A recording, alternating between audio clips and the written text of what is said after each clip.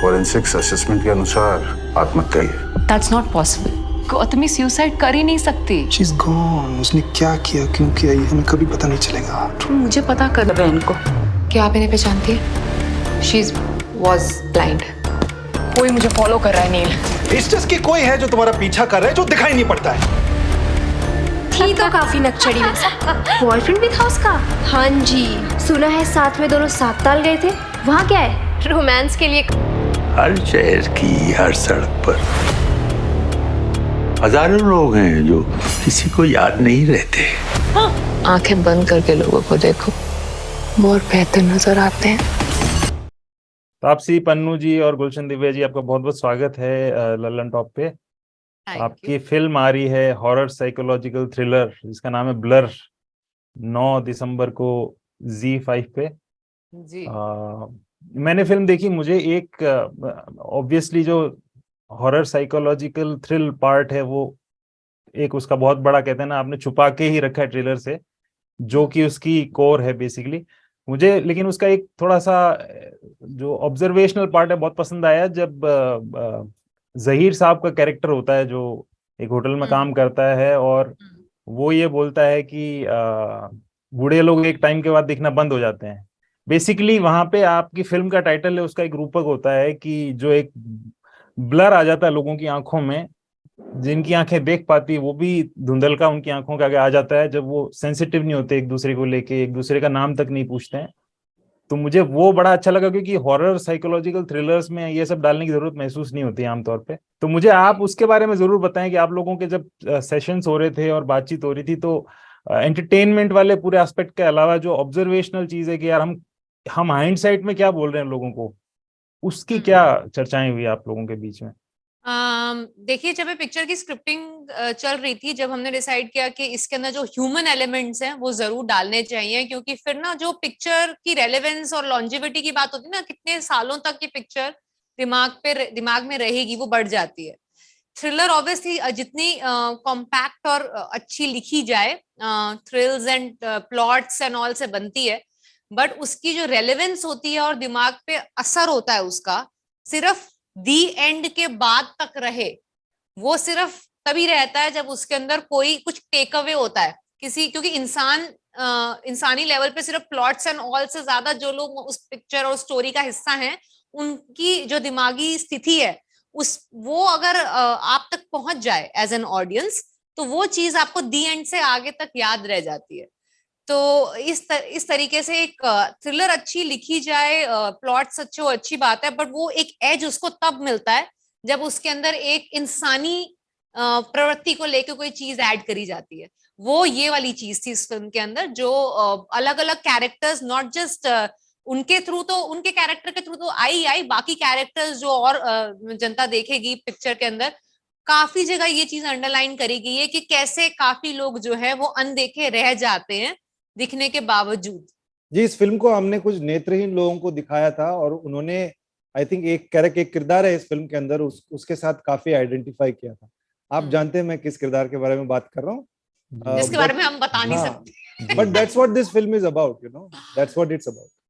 मुझे एक ये चीज पूछनी थी, जो ये साइकोलॉजिकल हॉरर फिल्म्स होती है, बहुत इंटेंस एनवायरनमेंट एक्टर के लिए होता है, उसको सस्टेन भी करना होता है, क्योंकि उसको हर सीन में उसको मेंटेन करना होता है कि उसके दिमाग की जो इंटरनल सिचुएशन है उसको पर्दे पे, तो बीच में उसको जो नॉइजेस होती है, सेट पे कैमरा शिफ्ट हो रहा है या फिर जो भीड़ भड़ाका है, शोर शराबा है, या इवन जो एक्टर्स भी बीच में बहुत गैप्स को पास करने के लिए थोड़ा जोक्स वगैरह करने लगते हैं, जैसे कि मुझे याद है हाउस ऑफ द ड्रैगन के मैंने बिहाइंड द वीडियोस देखे, तो बच्चे जो इतना इंटेंस सीन कर रहे हो पीछे हंस रहे हैं बैठ के, और वो फोटोज देख के हैरानी हुई कि यार इस सीन में ये हंस रहा था, ऐसे कैसे पॉसिबल है।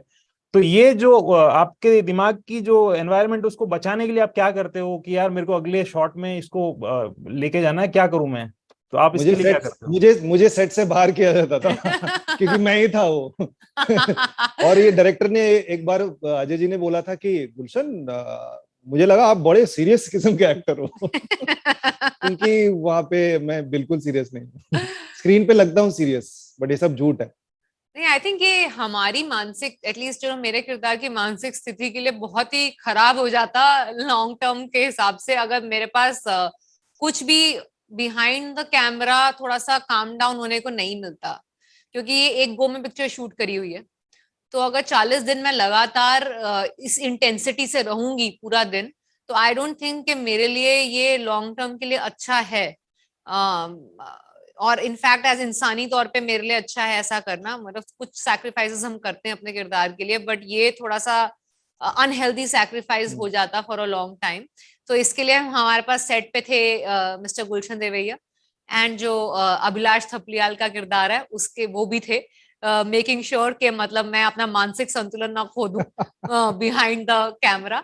हालांकि हमारे जो डायरेक्टर है उनकी फुल इंटेंशन थी कि आप जोन में रहो, जोन में रहो, जोन में रहो। तो जैसे ही वो मुझे थोड़ा सा ऐसा हंसते खिलखिलाते हुए देखते, तो वो मुझे ऐसे देखते थे कि मतलब कहीं अगले शॉट में ये और मतलब वापस अरे मुझे आके बताते कि your Taapsee is getting this one throne up, आपके कंधे पे बंदूक रख के चलाते थे। Taapsee is getting throne up, आप बाहर निकल जाओ। Because she is very capable. अगर कुछ इनको ये तो तापसी डायरेक्टली बात करती है कि अरे I am getting distracted, please चुप रहो। ऐसे डायरेक्टर को बोलने की वहां से नहीं आएगी। तो मैं वही सोच रहा था, ये डायरेक्टली बोल देगी तापसी, बट ये इधर से क्योंकि वो उनको बॉदर कर रहे थे हम। अजय सर वो बहुत कॉन्शियस है, क्योंकि obviously he is the director, he is the captain of the ship बोलते हैं ना। तो वो उनको था कि मैं इतनी आसानी से जोन आउट ना हो जाऊं।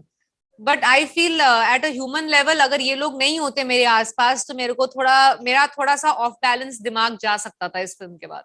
देखिए, हम प्रोफेशनल एक्टर्स हैं, हमको वो तरीके आते हैं, काम भी आता है, और वो एक कंपोजर ढूंढ लेते हैं। हर किसी का तरीका अलग होता है, बट एक बहुत ज्यादा वो कैरेक्टर को जीना, उसको घर पे बट आप लेके बीटीएस जाना। देखना ना, आप गुलशन जी के बिहाइंड द सीन की हम फुटेज निकालेंगे, सिर्फ मेरा ही नहीं, अभिलाष की भी बिहाइंड द सीन फुटेज निकालेंगे। आपको एग्जैक्टली जो आपने अभी उस हॉलीवुड फिल्म के बारे में बात करी, उसी तरह का माहौल नजर आएगा। आप देखना क्या क्या हुआ है behind the scene, intense scenes के पीछे। Acting is not madness, acting is not madness, we should never cross over into madness. वो पागलपंती नहीं है। तो इसीलिए बीच में जो भी चलता है, स्क्रीन में जो कैरेक्टर का रियलिटी है वो ऑडियंस समझती है, बाकी उसके पीछे कुछ भी हो चलेगा। We have to maintain our sanity, so sometimes we have to like joke around or be on our phones or listen to music.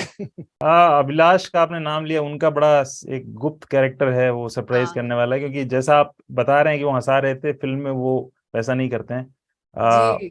एक सवाल मेरा ये है कि आपने बहुत सारे डायरेक्टर्स के साथ, दोनों ने काम किया, बहुत अच्छे अच्छे डायरेक्टर के साथ में, तो एक एक्टर के अंदर से बहुत यूनिक कैरेक्टर को बाहर निकालने के लिए एक डायरेक्टर जैसे ब्रीफ देता है, या जैसे वो इम्प्रोवाइज के लिए उससे बातें करता है, या डायरेक्टर का जो एटीट्यूड और पर्सनैलिटी होती है, तो बहुत मौकों पे ऐसा होता है कि वो डायरेक्टर ही आप में से ऐसा निकाल पाता है जो दूसरे डायरेक्टर्स नहीं निकाल पाते। जैसे कि that girl in yellow boots में जो गुलशन का कैरेक्टर था, चितियप्पा गौड़ा, वो कैरेक्टर मुझे नहीं लगता कोई और निकलवा सकता था, और उसके लिए एक सर्टेन प्रोसेस रहा होगा। आपका आड़ू कलम का कैरेक्टर हो या नाम शबाना का कैरेक्टर, खास तौर पे मतलब उसमें अलग डिसिप्लिन नजर आता है कि मतलब आप हैं, पहचानना मुश्किल है। तो ऐसे आपकी लाइफ के कौन से डायरेक्टर्स हैं जिन्होंने अलग आपके अंदर से एक्टर को या कैरेक्टर को बाहर निकाला अपने अलग अलग तरीकों से? तो आप किनका नाम लेना चाहेंगे? आपने येलो बूट्स की बात जिक्र की है, तो मैं बताऊंगा कि अनुराग का स्टाइल ये है कि आपको वो जिम्मेदारी दे देते हैं, किरदार का जिम्मेदारी दे देते हैं, उसके बाद योर कंप्लीट फ्रीडम है आपको कि जो आपको करना है। ही ट्रस्ट यू कंप्लीटली। तो ये उनका तरीका है वो कैरेक्टर को निकालने का, आपको पूरी फ्रीडम देते हैं कि यू टेक इट। आपको पता है ये सीन है, ये स्क्रिप्ट है, ये आपका किरदार है, आप खेलो इसके साथ, and it is exactly that, we are playing with it. ऐसा है। कुछ डायरेक्टर स्पेसिफिक होता है। सी, ये जो एक्टर और डायरेक्टर के बीच में ना तालमेल बहुत जरूरी है। We have to understand each other and it's a symbiotic relationship. कई बार क्या होता है ना कि आपकी कुछ लिमिट्स हैं, या आपकी कुछ आप अपने आप को पुश नहीं कर रहे हैं, या किरदार के बारे में कुछ समझ नहीं रहे हैं, और कुछ ऐसे डायरेक्टर्स हैं जो आपको स्पेसिफिक इंस्ट्रक्शन देते हैं जो आपके परफॉर्मेंस को एक अलग लेवल पे देके जाता है। लेकिन कई बार डायरेक्टर्स एक्टर्स को, जैसे अनुराग हैं, जैसे वासन बाला है, पूरी फ्रीडम देते हैं कि आप इसको इंटरप्रेट कीजिए। तो जैसे संजय लीला बंसाली, जिनके नाम बारे में बहुत कुछ लोग कहते हैं कि बहुत परफेक्शनिस्ट हैं, वो चीजों को ऐसे ही चाहते हैं, उन्होंने मुझे बहुत फ्रीडम दिया। मतलब हार्डली वो कुछ डायरेक्शन देते थे कि ऐसा करो वैसा करो। तो ऐसे बहुत सारे डायरेक्टर्स हैं जिनके साथ में मैंने काम किया, जिन्होंने बहुत फ्रीडम दिया। और ऐसे भी डायरेक्टर्स हैं जैसे दिबाकर बैनर्जी, जो बहुत स्पेसिफिकली आपको बताते हैं कि ऐसा ऐसा करना है, और अब आपको पता है कि वैसा ही करना है, क्योंकि वही करेक्ट है वो सिचुएशन के लिए, वो किरदार के लिए। अलग अलग सबका स्टाइल अलग होता है। आई थिंक मेरे लिए जो जैसे इन्होंने, क्योंकि हम दोनों ने अनुराग के साथ काम किया है तो हमें पता है कि वो कितना फ्रीडम देता है, तो वो कुछ अलग ही साइड आपके अंदर से बाहर ले आता है वो, और किसी को समझ में नहीं आता कैसे, क्योंकि हर एक से पूछो तो वो यही कहता है कि नहीं ऐसा तो कुछ उन्होंने मतलब मुझे सिखाया नहीं, या वो आई थिंक माइंड फीड ऐसे करते हैं वो एक एक्टर का, कि वो खुद ही सेंस ऑफ रिस्पॉन्सिबिलिटी ले लेता है। और मुझे सबसे इंटरेस्टिंग बात ये लगती है जब मुझे डायरेक्टर सिर्फ डायरेक्ट करे, परफॉर्म करके ना दिखाए। जो डिफरेंस होता है, कई डायरेक्टर्स वो इतने स्पेसिफिक हो जाते हैं कि ऐसा ही चाहिए, जो कि एक एक्टर का काम है हमारा देना, तो हम दे देते हैं वैसा परफॉर्मेंस। बट मुझे मजा तब आता है जब मेरा दिमाग काम कर रहा हो, सिर्फ मुझे मतलब कॉपी पेस्ट ना करना हो। तो वो काफी डायरेक्टर्स जो मेरे को माइंड फीड कर देते हैं ना कि अच्छा तू बोल ये रही है बट तेरे दिमाग में ये चल रहा है, तो ये सोचते हुए ये बात बोल। तो वो जो डाइकोटमी है कि मतलब दिमाग में कुछ और चल रहा है और बोल कुछ और रहे हो, उसका जो मेल आपको दिखाना है, वो लेयर जो है वो आपको प्रेजेंट करनी है, वो मजेदार हो जाती है। तो ऐसे डायरेक्टर्स के साथ मैंने काफी के साथ काम किया है जो मेरा एक न्यू साइड दिखता है फिर, क्योंकि आप सोच कुछ रहे हो, बोल कुछ रहे हो, तो वो नई नई चीज लगती है स्क्रीन पे। आई थिंक इसमें भी अजय सर ने काफी, हम दोनों एक दूसरे के साथ मतलब जद्दोजहद में लगे थे कि अच्छा इसको ये ऐसे बोल लेते हैं, ये ऐसे करके देख लेते हैं, क्योंकि ये चीज हमारे को थोड़ा कुछ नई दिखनी चाहिए, कुछ नया वर्जन ऑफ मी दिखना चाहिए, उनके लिए भी उनकी पहली वाली फिल्मों से अलग दिखनी चाहिए। तो आई थिंक हम कॉन्स्टेंटली कोशिश कर रहे थे दोनों के अपना कुछ नया सामने लेकर आए। आप मुझे बताएंगे आपकी सबसे फेवरेट हॉरर साइकोलॉजिकल थ्रिलर्स कौन कौन सी है जिनको? मैं हॉरर फिल्में नहीं देखती। मैं भी नहीं, दूर दूर मैं सुनता भी नहीं हॉरर फिल्म्स को। या हॉरर फिल्म, तभी मैं बोल रही हूँ ये लोग हॉरर सोच रहे हैं, ये आपको हॉरर जैसी फील दे सकता है, बट ना ही इसमें कोई भूत है, ना ही कोई और सुपर नेचुरल एलिमेंट है। ये मेरे लिए, मैंने साइकोलॉजिकल थ्रिलर सोच के ही करी थी, और वही है। हॉरर फिल्में मैं नहीं देख सकती, मेरी बहुत हालत खराब हो जाती है। मैंने एक दो बारी देखने की कोशिश करी और फिर मेरी रातों की नींद चली जाती है और वो अच्छा नहीं लगता मुझे, तो मैं दूर ही रहती हूँ। मेरे जहन में आता है वो एक तो डेविड फिंचर की सारी फिल्मोग्राफी, वो जो साइकोलॉजिकल थ्रिलर्स बनाते हैं, और चेसर एक फिल्म है कोरियन जो मुझे बड़ी अच्छी लगी, मेमोरीज ऑफ अ मर्डर। सो ये कैटेगरीज में ये मुझे याद आ रहे हैं। मैं तो कॉन्जोरिंग देखी थी। वो तो हॉरर है, पूरा हॉरर। हाँ, वो गलती से मैंने वो देख ली थी, उसके बाद से मैंने कोई पिक्चर नहीं देखी है। मैंने वो थिएटर में लास्ट रो में बैठ के, जहां मेरे राइट साइड पे 5 सीटें खाली थी, और उसके बाद मेरे को रात को नींद नहीं आई। वो भी थिएटर में, वो क्योंकि थिएटर में ही देखती हूँ मैं पिक्चरें। मैं घर में जाके मुझे पूरी रात लगता रहा कि कोई कबर्ड के ऊपर बैठ के ताली मार रहा है, कोई पता नहीं बेड के पीछे खड़े होकर ताली मार रहा है। मैंने कहा मैं नहीं देखूंगी कोई हॉरर फिल्म इसके बाद, मेरी हालत खराब हो जाती है। ब्लर भी एंड में थोड़ी सी इंसान की साइकोलॉजी की वजह से हॉरर ही हो जाती है, थोड़ा डर लगता है। हॉरर नहीं है लेकिन डर तो लगता है। हॉरर इन द सेंस कि जैसे एक आदमी की जो हरकतें हैं, या एक आदमी के जो कहता ना उसका दिमाग का वो आपा खो देता है, तो वो किसी और के साथ जो करता है वो उसके लिए बहुत हॉरर वाली चीज है, वो जिससे गुजरता है। जैसे हिल्स हैव आइज नाम की एक फिल्म है, बहुत टिपिकल कमर्शियल फिल्म है, लेकिन बहुत एंगेज करने के हिसाब से। तो मुझे कहीं ना कहीं, मुझे जैसे ही दिमाग में आया ना कि मैंने कौन सी ऐसी दूसरी फिल्म देखी थी जिसको देख के ऐसा हॉररफुल सा दिमाग हो गया, तो हिल्स ऑफ आइज का दिमाग में नाम आया। हालांकि ये साइकोलॉजिकल है, वो साइकोलॉजिकल इतनी नहीं है। एक ये कि आप दोनों को एक दूसरे के सबसे यूनिक कैरेक्टर्स कौन से लगे करियर के हिसाब से? जैसे गुलशन, आपको तापसी की कौन से कैरेक्टर्स ये सबसे बेस्ट है? बहुत टफ। तापसी का आई थिंक ये इस फिल्म में she is really this I think हम दोनों ने एक दूसरे का ज्यादा काम देखा ही नहीं है। वो तो मैं मान लेता हूँ है, but I think she is terrific in this film. And अब तक का, और आगे जाके और अच्छा करेंगे, अब तक का तापसी पन्नू का आई थिंक सबसे बेस्ट परफॉर्मेंस ये है, ब्लर। ये बात मुझे अनुराग ने भी बोली थी actually, because Anurag I think पहले इंसान थे outside the cast and crew जिन्होंने ये फिल्म देखी थी। मतलब रफ एडिट वर्जन कह लो, या मतलब जब एडिट लॉक हुआ था पहली बार, तो उनको एक बारी मैंने दिखाई थी पिक्चर। तो वो मुझे याद है दोबारा की रिलीज से भी काफी पहले की बात है, एंड वो इतने खुश हो गए थे देख के। वो कहते थे तो एक तो तू बोलती है तू डार्क फिल्में नहीं करेगी, डार्क फिल्में नहीं करेगी, ऊपर से तू यही सब करती रहती है, और तेरी आज तक की ये बेस्ट परफॉर्मेंस है। एंड वो हर दोबारा के प्रमोशन पे जाके अगर कोई उनसे पूछ ले कि इसका बेस्ट काम कौन सा आज तक का, वो कहते हैं वो आने वाला है, वो ब्लर में है, वो आने वाला है, वो ब्लर। उन्होंने जितनी प्रमोशन अपने इंटरव्यूज में ब्लर की करी है उतनी उन्होंने दोबारा की नहीं करी ये बोल बोल कर कि मेरी आज तक की बेस्ट फिल्म है। तो आई थिंक ही वाज और still is the biggest cheerleader of Blurr. और उसने भी यही, when Gulshan told me that screening के बाद कि this is your best work, मेरा इंस्टेंटली दिमाग में अनुराग याद आया कि उसने भी यही बात बोली थी। तो एज फार एज मतलब जो आपकी लेटेस्ट फिल्म है वो आपका बेस्ट वर्क लगता है, I think you are in a good space as an actor. अब मेरे बारे में भी कुछ बोल दो, मेरा हाँ, इसका बारे में, सिंस मैंने बताया हमने गुस्से की बहुत कम फिल्में देखी हैं, मेरे को ऑब्वियसली मर्द को दर्द नहीं होता आधे में उठ के चले गए, बट मैंने कंप्लीट करी यार बाद में उनके पूरे परिवार को लेके गए थे, ये अरे बड़ी अच्छी फिल्म है, इंटरवल पे उठ के चले गए, इंटरवल के बाद ही है मेरा सब कुछ। हाँ नहीं, बट मैंने कंप्लीट करी थी पिक्चर बाद में। तो जब मैंने उसमें और बधाई दो में, मतलब I think it will be a, even though he had a very limited role in Badhaai Do, but I think he had the most endearing part. It's not the size of the role, it's how it's written. I think he had It the was most brilliant endearing written. part. I know So people will say very... what you do with it. नहीं है, that गलत है. It's not the size of the role, it's how it's written. और wonderful writing. 6 minute का role था मेरे लिए, लेकिन मतलब एक छोटे से इसमें इतना appreciation मुझे कभी नहीं मिला. I'm really happy. I'm very proud of that. Yeah, so it's between both of these two films. बधाई दो ना, good choice. Good choice. So that because I've seen second half separately, so I saw more. अच्छा, आपने देख लिया. हाँ. That girl वाला आपका किरदार बहुत आनंद देने वाला किरदार है, शायद आपकी पहली फिल्म थी, लेकिन बहुत ही पहली फिल्म थी, बहुत अमेजिंग किरदार है वो. Thank you so much. और तो I मुझे love आपने Gajendra's knowledge about everyone's work. तभी मैं चाहती हूँ कि ये इंटरव्यू जरूर ले। वही तो एकदम शुरू में चले गए गुरु आप तो, that girl in yellow boot, but उसका श्रेय तो मैं ही लूंगा, बट थोड़ा मैं ही लूंगा। Thank very much. नहीं, क्योंकि वो कैरेक्टर बनाने का पूरा आपकी जिम्मेदारी जैसे अनुराग दे देते हैं। और अच्छा, उसमें जैसे आप इम्प्रोवाइज करते हो ना कि आप रिमोट ढूंढ रहे हो, रिमोट गलत मिल रहे हैं, ये सब आपका क्या हुआ है?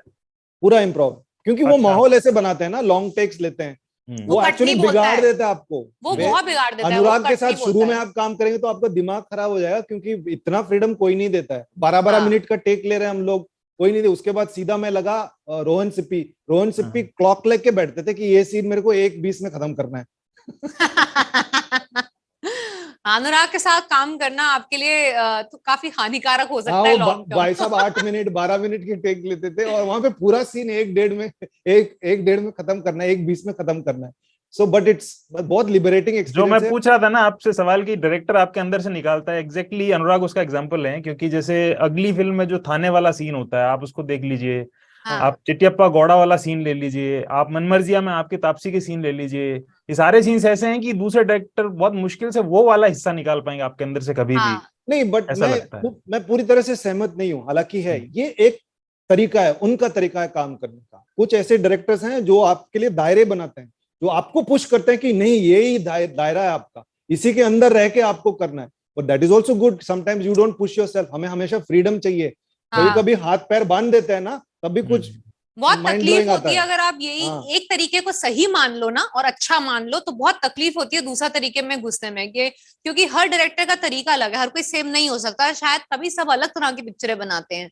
तो अगर आप ये मान लो कि यही अच्छा तरीका है, जो कि मैं ऑलमोस्ट मानने लगी थी, क्योंकि मुझे बैक टू बैक ऐसे ही डायरेक्टर्स मिले जिन्होंने मुझे मतलब भर भर के फ्रीडम दी। उसके बाद मैं उन डायरेक्टर्स के साथ काम करने लगी जो एडिट के हिसाब से डायरेक्शन करते हैं, जिनके लिए एडिट इतना क्लियर है दिमाग में कि उनको पता है कि यही लिमिट है, आपको इसके बीच में ही परफॉर्म करना है। वो मेरे लिए बहुत डिस्कम्फर्टिंग होने लग गया। तो मैंने तब रियलाइज किया आप इतने हार्ड बाउंड्रीज नहीं बना सकते अपने एज एन एक्टर। आपको हमेशा डायरेक्टर के हिसाब से अपनी ग्रामर चेंज करनी ही पड़ेगी। And then you find something interesting in this constraint. वो कंस्ट्रेंट्स में ना आपको नया सीखने को मिलता है। आता है। सही बात कह रहे हो आप, ये नया पर्सपेक्टिव है। मुझे तापसी जी आपसे ये पूछना था कि जैसे आपके प्रोडक्शन की पहली फिल्म है ना आउटसाइडर्स फिल्म्स की, तो ये भी एक इंटरेस्टिंग है कि अब आप इनसाइडर हो चुके हो, तो फिर आउटसाइडर क्यों इसका आप? और दूसरा ये है कि मैं तो हमेशा से आउटसाइडर, अभी भी आउटसाइडर हूं, उसमें बुरा क्या है? मैं तो मतलब ये तो ऐसी बात होगी ना, ग्रेजुएट हो गए हो तो मतलब मैं क्यों, ग्रेजुएशन का मार्क इनसाइडर होना क्यों है? मैं तो आउटसाइडर हूँ और मैं हमेशा आउटसाइडर रहूंगी, और वो मतलब काफी अच्छा टैग है, मुझे तो अच्छा लगता है। पहली बार आप दोनों को कब लगा कि अब आप आउटसाइडर एज सच नहीं रहे हैं? मतलब वो कौन सा रोल और फिल्म थी जब आपको लगा कि यार अब मैं आ चुका हूँ? ना मैं आउटसाइडर हूँ, ना मैं इनसाइडर हूँ, मैं घर पे मैं हूँ। जब मैं सेट पे होता हूँ तो मैं इस एंटरटेनमेंट इंडस्ट्री का एक हिस्सा हूँ। मैंने कभी इसको इनसाइडर आउटसाइडर ऐसा सोचा ही नहीं है, ना मुझे किसी ने महसूस किया। कोशिश किया होगा लोगों ने, लेकिन मैं लेता नहीं उसको। मुझे तो पहले भी मैं आउटसाइडर लगती थी, अभी भी मैं आउटसाइडर हूँ। मैंने कभी उसको किसी इस तरीके से नहीं देखा कि level down in any way, कि मुझे जरूरत है इनसाइडर बनने की, मुझे ऐसा कभी महसूस नहीं हुआ। हाँ, कभी कभी लगता है मेरे कॉन्टैक्ट लिस्ट छोटी है क्योंकि मैं आउटसाइडर हूँ, बट वो डिफरेंस जो है वो लगता है। बट आई थिंक उसका कॉम्पनसेशन भगवान ने मुझे ये दे दिया है कि मेरी रिलेटेबिलिटी जो है जनता से वो ज्यादा है क्योंकि मैं आउटसाइडर हूँ। सो उसका कॉम्पनसेशन हो जाता है कहीं ना कहीं। अपना रास्ता ढूंढ लेते हैं लोग। मैं उसको रिफ्रेज करूं जो आउटसाइडर और इनसाइडर का जो टर्म अभी है वो न लेते हुए कि आप एक समय में सिनेमा में आना चाहते थे, आपका पैशन था, और एक समय में आप आ गए। जब आप आ गए तो लगा कि अब मैं आ गया हूँ, अराइव कर चुका हूँ। आप अराइव्ड की बात कर रहे हैं। वो स्पेस वाला रोल कौन सा था, या घटना कौन सी थी कि किसी जिस कलाकार को आप अप्रिशिएट करते हैं उसी ने किसी दिन बोला हो कि यार आपका काम मुझे बहुत अच्छा लगा उस फिल्म में, उस दिन आपको लगा कि यार मैंने कर लिया, आ गया हूं मैं यहाँ पे। ऐसे ना आई थिंक एक एक्टर की लाइफ में बहुत ऐसे दिन होते हैं जब लगता है कि यार कुछ तो अच्छा किया होगा, और कई ऐसे दिन भी होते हैं जब लगता है कि यार मतलब मैं बेकार ही हूँ, मतलब मैं I am good for nothing वाली फीलिंग भी लोग दे देते हैं। दोनों आई थिंक एक ऐसा प्रोफेशन है जिसमें आप कभी स्टेबल महसूस कर ही नहीं सकते। हर दिन हर फ्राइडे आपकी फीलिंग चेंज करता है। आई फील काफी दिन है, चाहे मुझे वो नसीर सर, जावेद साहब, इन सब ने मुझे बहुत प्यारे प्यारे कॉम्प्लीमेंट्स दिए हैं जो मैं अगर दिल में रख लूं ऐसे कि मेरे को लगेगा मतलब मैं तो बेस्ट हूँ, मतलब मैं अब तो कुछ और रह ही नहीं गया लाइफ में अचीव करने के लिए।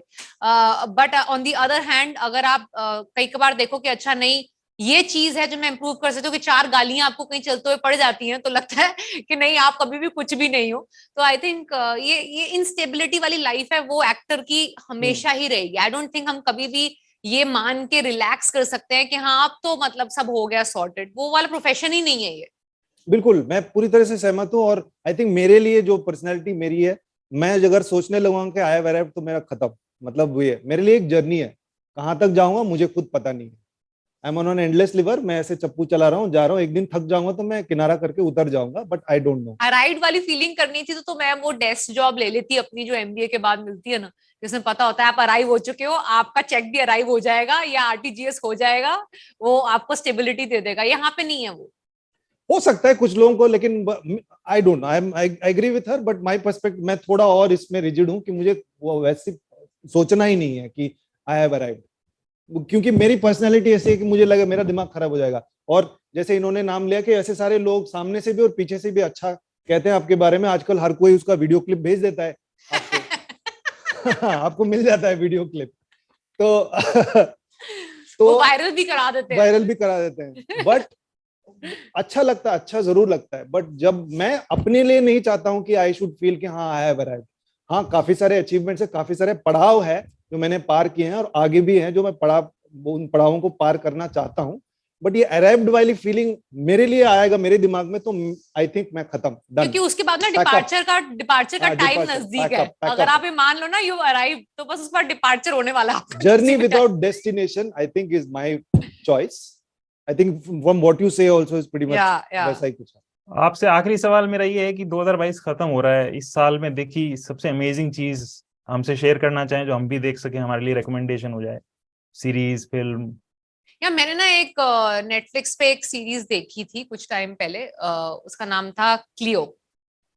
जर्मन सीरीज है मेरे ख्याल से, मैंने तो सबटाइटल ऑडियो चेंज करके भी देखी थी। तो वो मैंने मतलब लिमिटेड एपिसोड की सीरीज है, जबरदस्त, बड़ी जबरदस्त। हाँ, दुरंगा करके एक सीरीज है जो Z5 जो आपको दिख नहीं रहा, लेकिन इसके पीछे Z5 तापसी के पीछे Z5 है, Z5 का हाथ है। तो वो मैंने सुना है काफी अच्छा है और लोगों ने बहुत अच्छा सही सुना है आपने एकदम। मोनिका ओ माय डार्लिंग, वंडरफुल फिल्म, बहुत एंटरटेनिंग फिल्म है, सबको देखना चाहिए, बहुत मजा आएगा आपको। वासन को आप शुरू से देख रहे हैं, जब वो कोई जानता नहीं था, आज आप वो उनकी जर्नी बड़ी आई एम वेरी हैप्पी उसकी ऐसे ही जर्नी चलती रहे। साथ में शॉर्ट फिल्म बनाते थे आप लोग ना, जब कुछ भी नहीं थे। फीचर भी किया, 2 फीचर भी किया उसके फीचर साथ किया। में। इसमें भी हूँ मैं, लेकिन कहाँ हूँ मैं बताऊंगा नहीं। मोनिका में भी हूँ, लेकिन पकड़ना बहुत मुश्किल है कि मैं कहाँ हूँ।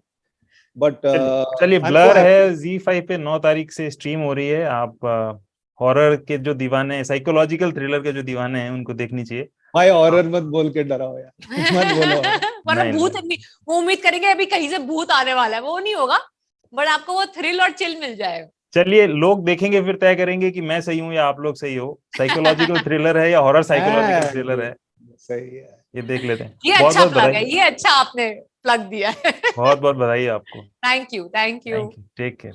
Take care, bye bye.